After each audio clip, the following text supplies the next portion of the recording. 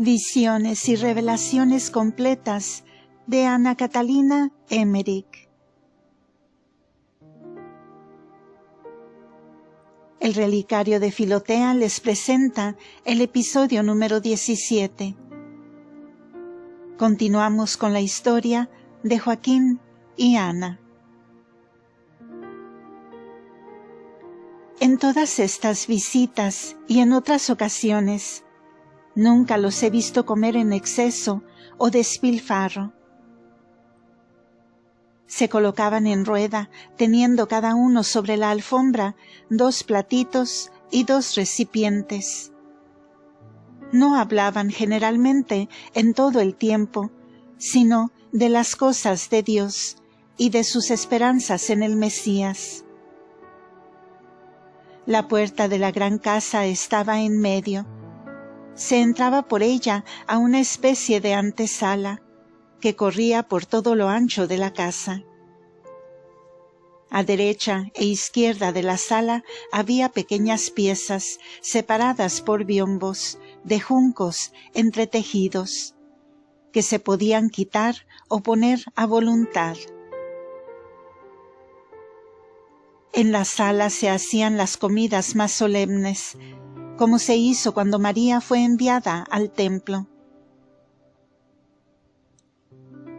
Desde entonces comenzaron una vida completamente nueva, queriendo sacrificar a Dios todo su pasado y haciendo como si por primera vez estuviesen reunidos, se empeñaron desde ese instante, por medio de una vida agradable a Dios, en hacer descender sobre ellos la bendición, que era el único objeto de sus ardientes deseos. Los vi visitando sus rebaños y dividiéndolos en 3 partes, siguiendo la costumbre de sus padres, una para el templo, otra para los pobres, y la tercera para ellos mismos. Al templo enviaban la mejor parte. Los pobres recibían un buen tercio y la parte menos buena la reservaban para sí. Como la casa era amplia, vivían y dormían en pequeñas habitaciones separadas, donde era posible verlos a menudo en oración, cada uno por su lado, con gran devoción y fervor. Los vi vivir así durante largo tiempo. Daban muchas limosnas, y cada vez que repartían sus bienes y sus rebaños, estos se multiplicaban de nuevo rápidamente. Vivían con modestia en medio de sacrificios y renunciamientos. Los he visto vestir ropas de penitencia cuando rezaban, y varias veces vi a Joaquín, mientras visitaba sus rebaños en lugares apartados, orar a Dios en la pradera. En esta vida penitente perseveraron 19 años después del nacimiento de su primera hija María, anhelando ardientemente la bendición prometida, y su tristeza era cada día mayor.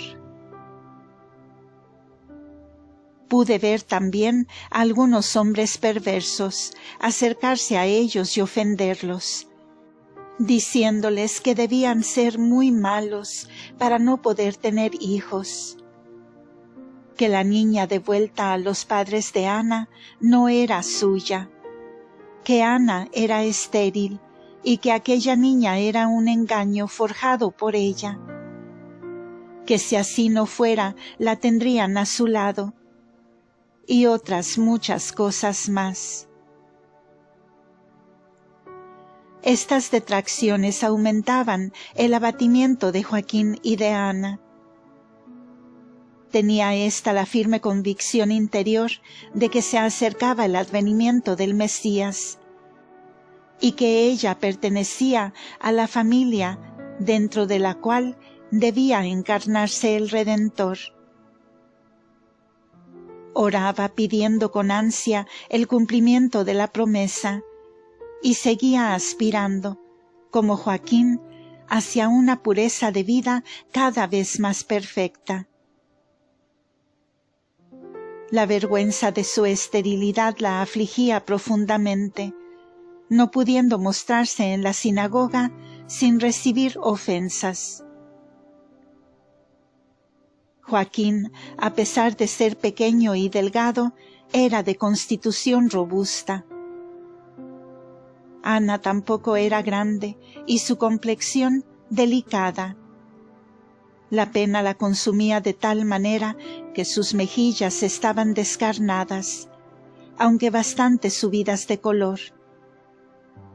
De tanto en tanto conducían sus rebaños al templo o las casas de los pobres, para darles la parte que les correspondía en el reparto, disminuyendo cada vez más la parte que solían reservarse para sí mismos. La Santa e Inmaculada Concepción de María. Visión entre julio y agosto de 1820. Cuando Joaquín, que se encontraba de nuevo entre su ganado, quiso ir de nuevo al templo para ofrecer sacrificios, le envió Ana palomas y otras aves en canastos y jaulas, por medio de los siervos, para que fuesen a llevárselas a la pradera. Joaquín tomó 2 asnos y los cargó con 3 animalitos pequeños, blancos y muy despiertos, de cuellos largos, corderos o cabritos encerrados en cestas. Llevaba él mismo una linterna sobre su cayado. Era una luz en una calabaza vacía.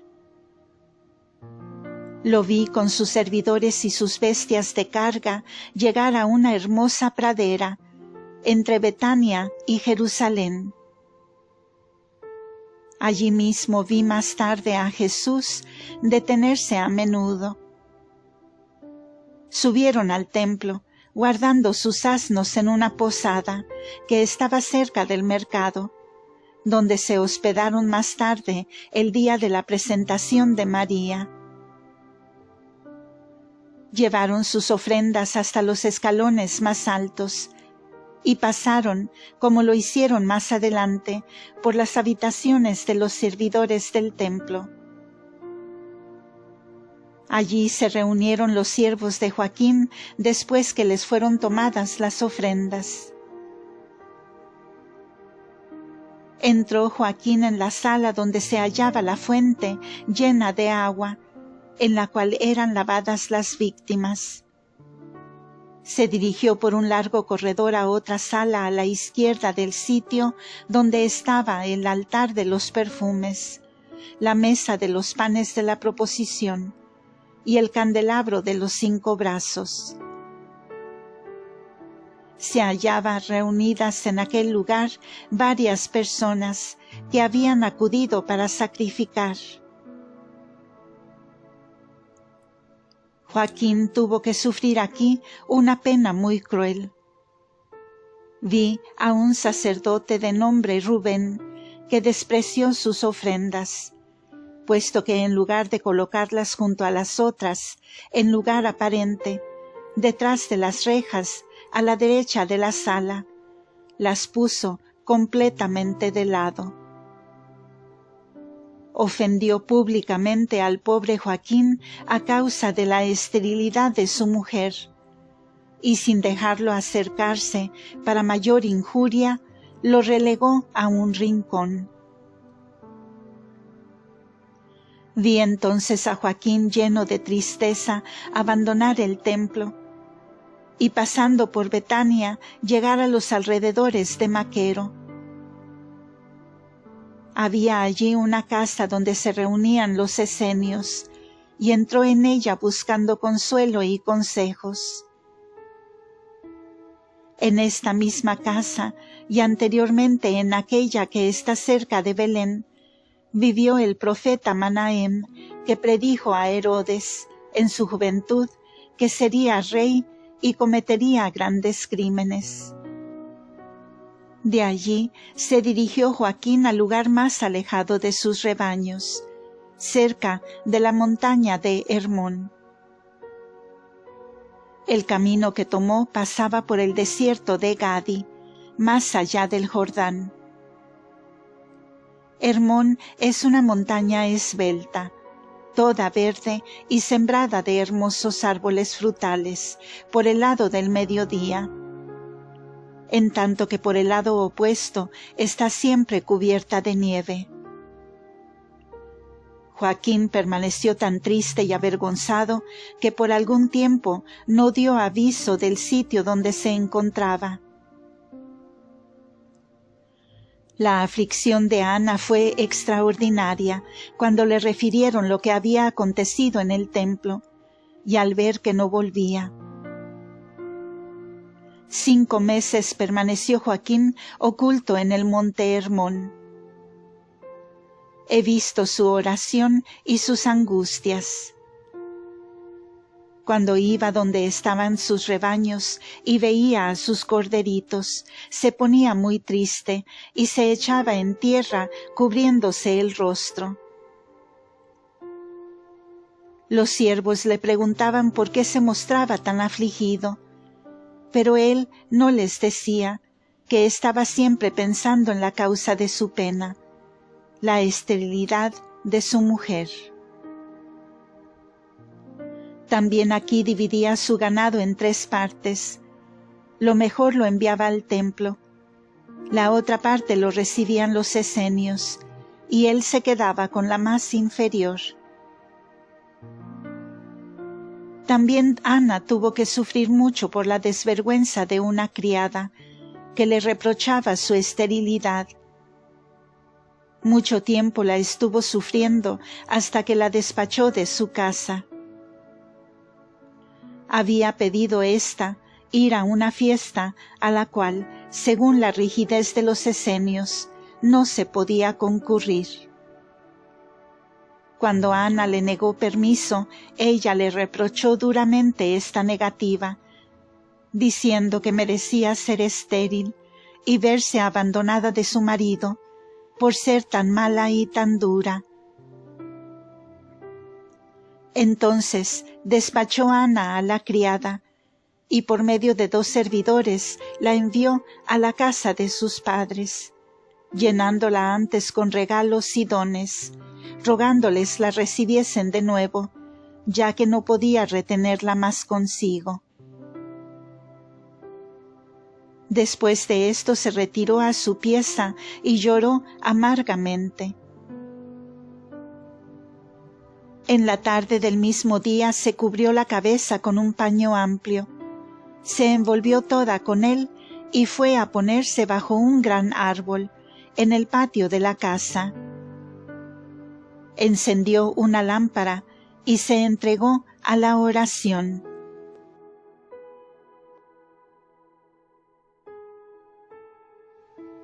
Este árbol enviaba sus ramas sobre el muro y se hundían en la tierra para brotar allí, echando renuevos, que a su vez volvían a brotar hasta cubrir así grandes extensiones con su follaje. Las hojas son bastante grandes y creo que eran como aquellas con que se cubrieron Adán y Eva después del pecado. La forma de este árbol me recuerda la semejanza con el árbol de la fruta prohibida. Los frutos cuelgan comúnmente de a 5 en la punta de la rama. Tienen forma de peras. El interior es carnoso, con venas como de sangre. Y tienen en el medio un lugar vacío, donde están las pepitas dentro de la parte carnosa. Las hojas más grandes las usaban los judíos para techar las chozas y adornar las paredes, ya que puestas en forma de escamas se juntan y encuadran muy bien. Alrededor de este árbol había una glorieta con asientos. Permaneció aquí mucho tiempo Ana, clamando a Dios y diciendo: «Si quieres, Señor, que yo quede estéril, haz que al menos mi piadoso esposo vuelva a mi lado». Entonces se le apareció un ángel. Venía de lo alto y se puso delante, diciéndole que pusiera en paz su corazón, porque el Señor había oído su oración. Que debía a la mañana siguiente ir con 2 criadas a Jerusalén, y que entrando en el templo, bajo la puerta dorada del lado del valle de Josafat, encontraría a Joaquín. Añadió que él estaba de camino a ese lugar, que su ofrenda sería bien recibida y que allí sería escuchada su oración. Le dijo que también ya había estado con Joaquín y mandóle que llevase palomas para sacrificio, y anuncióle que el nombre de la criatura que tendría luego lo vería escrito. Ana dio gracias a Dios y volvió a su casa contenta.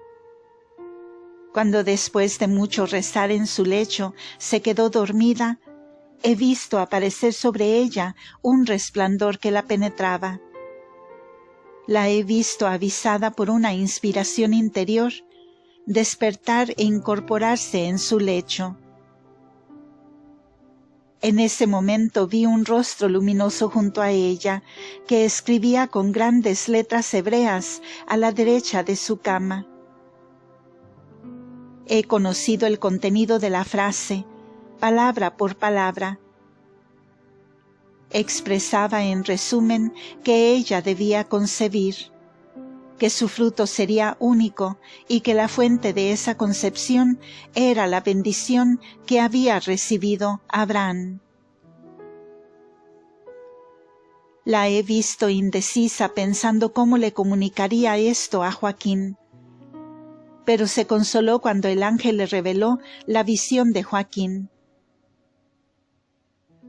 Tuve entonces la explicación de la Inmaculada Concepción de María, y supe que en el arca de la alianza había estado oculto un sacramento de la Encarnación, de la Inmaculada Concepción, un misterio de la redención de la humanidad caída.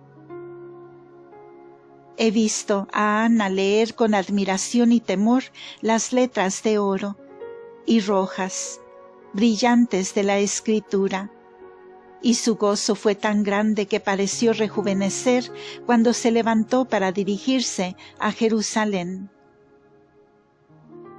He visto, en el momento en que el ángel se acercó a ella, un resplandor bajo el corazón de Ana, y allí un vaso iluminado.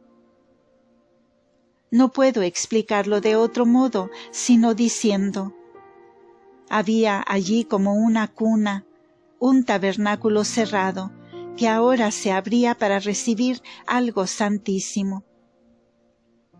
No puedo expresar cómo he visto esto maravillosamente. Lo vi como si fuera la cuna de toda la humanidad, renacida y redimida. Lo vi como un vaso sagrado abierto, al cual se le quita el velo. Reconocí esto con toda naturalidad. Este conocimiento era a la vez natural y celestial. Ana tenía entonces, según creo, 43 años. La visión de Joaquín. He visto la aparición del ángel a Joaquín. El ángel le mandó llevar las ofrendas al templo y le prometió que sería escuchada su oración. A pesar de que le dijo que fuera después a la puerta dorada en el templo, Joaquín sentíase temeroso de ir. Pero el ángel le dijo que los sacerdotes ya tenían aviso de su visita. Esto sucedía en tiempo de la fiesta de los tabernáculos. Joaquín había levantado su choza con ayuda de sus pastores. Al cuarto día de fiesta dirigióse a Jerusalén con numeroso ganado para el sacrificio, y se alojó en el templo.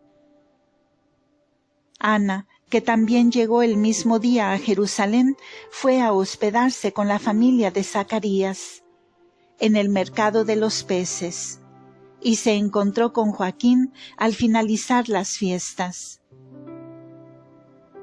Cuando Joaquín llegó a la entrada del templo, le salieron al encuentro 2 sacerdotes que habían recibido un aviso sobrenatural. Joaquín llevaba 2 corderos y 3 cabritos. Su ofrenda fue recibida en el lugar acostumbrado, allí mismo degolladas y quemadas las víctimas. Una parte de este sacrificio, sin embargo, fue llevada a la derecha de la antesala y allí consumida. En el centro del lugar estaba el gran sillón desde donde se enseñaba. Mientras subía el humo de la víctima, descendía un rayo de luz sobre el sacerdote y sobre Joaquín. Hubo entonces un silencio general y gran admiración.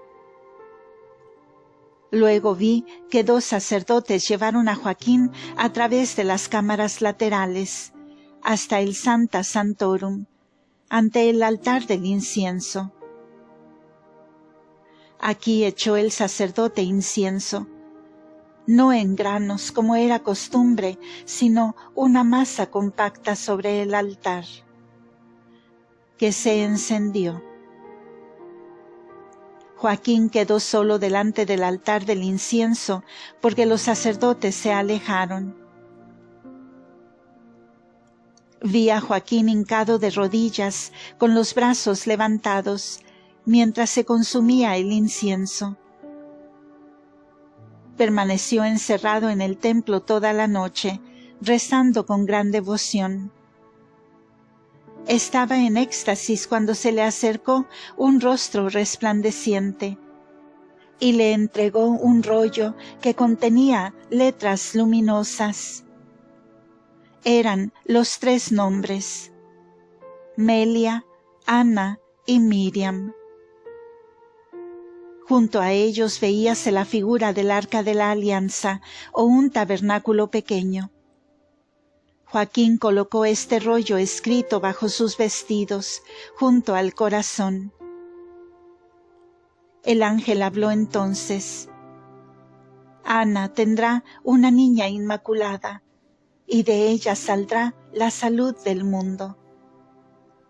No debe lamentar Ana su esterilidad, que no es para su deshonra, sino para su gloria. Lo que tendrá Ana no será de él, de Joaquín, sino que por medio de él será un fruto de Dios y la culminación de la bendición dada a Abraham. Joaquín no podía comprender esto, y el ángel lo llevó detrás del cortinado, que estaba separado lo bastante para poder permanecer allí. Vi que el ángel ponía delante de los ojos de Joaquín una bola brillante como un espejo. Él debía soplar sobre ella y mirar. Yo pensé que el ángel le presentaba la bola, según costumbre de nuestro país, donde en los casamientos se presenta una cabeza pintada para ser besada, dándosele 14 centavos al sacristán. Cuando Joaquín echó su aliento sobre la bola, aparecieron diversas figuras en ella, sin empañarse lo más mínimo. Joaquín observaba. Entendí que el ángel le decía que de esa manera Ana daría a luz, por medio de él, sin ser empañada. El ángel tomó la bola y la levantó en alto, quedando suspendida. Dentro de ella pude ver, como por una abertura, una serie de cuadros conexos que se extendían desde la caída del hombre hasta su redención. Había allí todo un mundo, donde las cosas nacían unas de otras. Tuve conocimiento de todo, pero ya no puedo dar los detalles. En lo más alto hallábase la Santísima Trinidad. Más abajo, a un lado el paraíso, Adán y Eva, el pecado original, la promesa de la redención, todas las figuras que la anunciaban de antemano, Noé, el diluvio, el arca, la bendición de Abraham, la transmisión de la bendición a su hijo Isaac, y de éste a Jacob.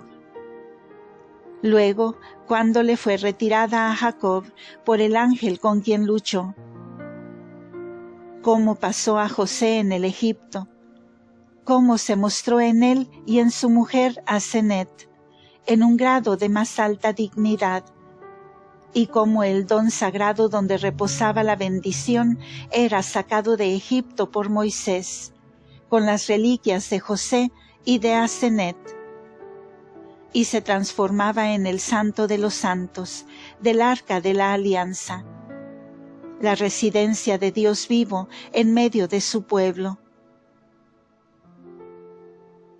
Vi el culto y la vida del pueblo de Dios en sus relaciones con este misterio, las disposiciones y las combinaciones para el desarrollo de la raza santa del linaje de la Santísima Virgen, así como las figuras y los símbolos de María y del Salvador en la historia y en los profetas.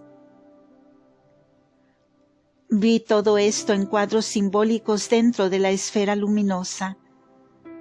Vi grandes ciudades, torres, palacios, tronos, puertas, jardines, flores.